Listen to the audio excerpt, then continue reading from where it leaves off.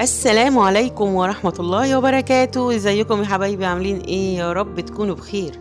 النهاردة هنعمل مع بعض ان شاء الله كبسة الفراخ بطريقة ان شاء الله هتكون سهلة وهتنول رضاكم بإذن الله. في البداية انا بحب ابقى متبلة الفراخ من قبلها بيوم، وبحب اسلقها على جنب، ما بعملهاش في نفس الحلة بتاعة الرز. ميه مغليه وبحط الفراخ بتاعتي وبضيف عليها ملح حسب الرغبه، بصلايه، واحدتين 3 حبهان، وكمان ربع معلقه من الفلفل الاسمر، وبغطي عليها واسيبها تستوي 3/4 سوا.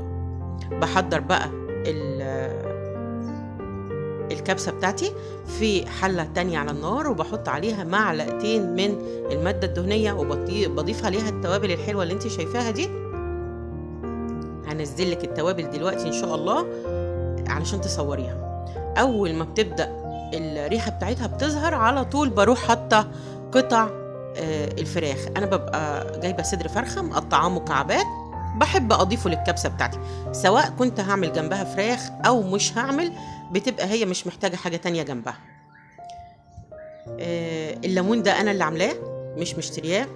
ان شاء الله في مره تانية هنعمل الليمون اللومي ده بإذن الله في القناة بتاعتنا، ومش هنشتري حاجة من بره. انتوا متعودين مني على كده، ان اي حاجة بقدر اعملها في البيت بعملها وما بشتريهاش من بره. بعد الفراخ ما بتاخد صدمة من الجنبين بضيف عليها معلقتين من الصلصة، وعلى طول بصلاية متوسطة، وهنزلها عليهم واقلبها لحد البصلة ما تتبل.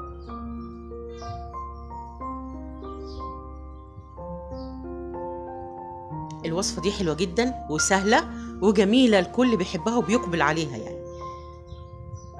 بس انت لسه ما اشتركتيش في القناة، انزلي اشتركي في القناة وحط لايك ودعمي زر الجرس علشان يوصلك بإذن الله كل جديد. هنضيف بقى الرز ده بيبقى حسب الرغبة.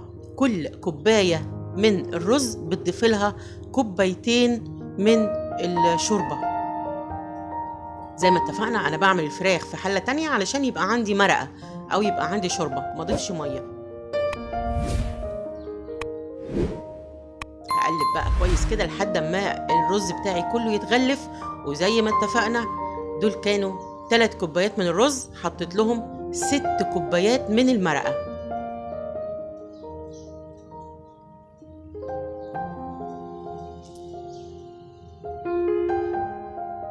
بنضيف الشوربة بتاعتنا ونقلب كويس جدا الرز، وبعدين بطلع الفراخ بتاعتي وبضيفها في قلب الحلة، بتكون استوت 3/4 سوا زي ما انت شايفة كده، وبسيبها تكمل سواها مع الرز.